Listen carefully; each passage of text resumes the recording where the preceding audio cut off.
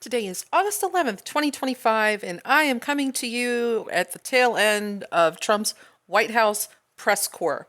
And it was filled with so much what the fuckery in the an hour and like 19 minutes that he was on the television. You could probably have 24 hours of additional content to discuss. Before I get into it, real quick, my name is Satan's Little Side Piece. If you like what I present here, which is just mostly political opinions and food for thought, make sure to like, share, follow, and maybe leave a comment at the end of this video. Let's jump in. The first thing that really stuck out to me would be he floated the idea of just washing his hands of the Russian-Ukraine war if he can't get the perfect deal that he wants, which includes land swap. What's really crazy is that he actually berated Zelensky, kind of digging in his heels at land swaps, because Zelensky had said, look, this is a constitutional thing for me to just give away Ukrainian land. And I mean, honestly, fair. How would you feel if Texas was just randomly given back to Mexico by the President of the United States without consultation with the people or going through the constitutional process? Outrageous doesn't even cover what he's berating Zelensky for. Then came the old chestnut of how China is paying us billions and billions of dollars in tariffs. Mentioned that they just randomly found 25 million more in money thanks to these tariffs. And it's like, again, this is not how tariffs work. We know that we, the people, are the ones actually paying the cost of these tariffs. He'd like to still say, look at all this money coming in, even though it was coming in from the inside of our country anyway. He's basically arguing that like our grocery stores are paying us for raising milk prices.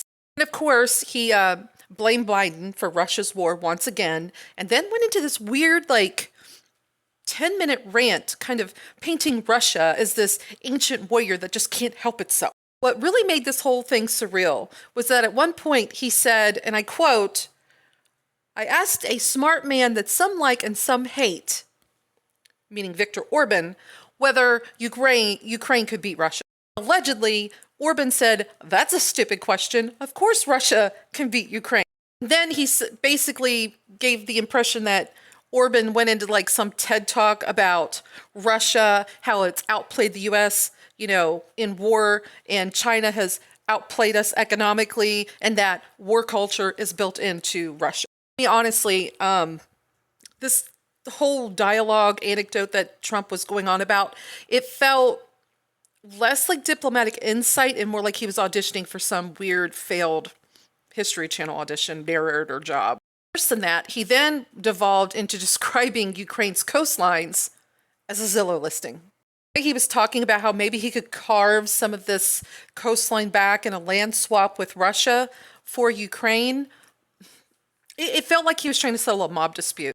He also started bragging about how NVIDIA and AMD has promised to give the US government 15% of chip sales in order to allow them to continue selling, let me see, I think it's the H20s and MI308 processors to China.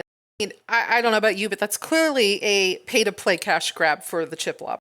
Really weird about this, though, and Trump even admitted this when he was talking about this deal, was that China already has some versions of these chips, but he's like, they're old chips. Get all of the national security threat and worry they have about China having access to the types of technology that we use.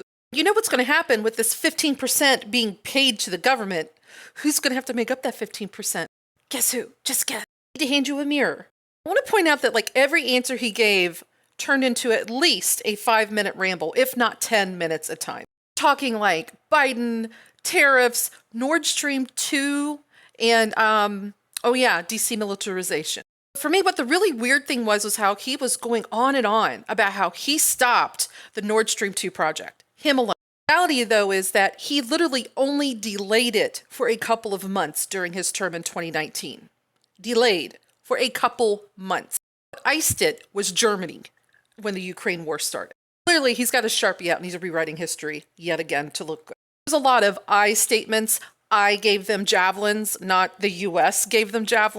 The other thing that was really interesting too was that nobody really gave a fuck about what he wants to do to DC to clean up their dirty city, because nobody wants to come to a dirty city. A dirty city is embarrassing. Those are his words. It sounds like he's Hussein and he wants to turn DC into like a veritable Baghdad. So gross.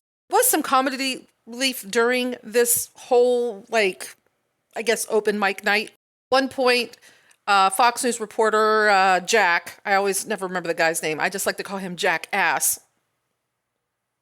Yeah, was mentioning how filled the press room was. And mind you guys, there must have been like at least 50 reporters in the room, plus his staff up on the podium. And Trump was like, yeah, you know what? Let's get Caroline out here. Where's my superstar? Less than 10 people were clapping for her when he asked how good of a job she was doing. Fucking awkward. You literally heard someone go, yay! Just like that. Really probably should have had like one of those clapping soundtracks in like you hear on the set of Friends. Much like most of the reporters in the audience, I feel like this news conference was a hostage tape. And who's like ready to auction off his allies, pull out a black Sharpie to black out, rewrite, and revise history, and then call it leadership under his name only and not that of the nation he represents.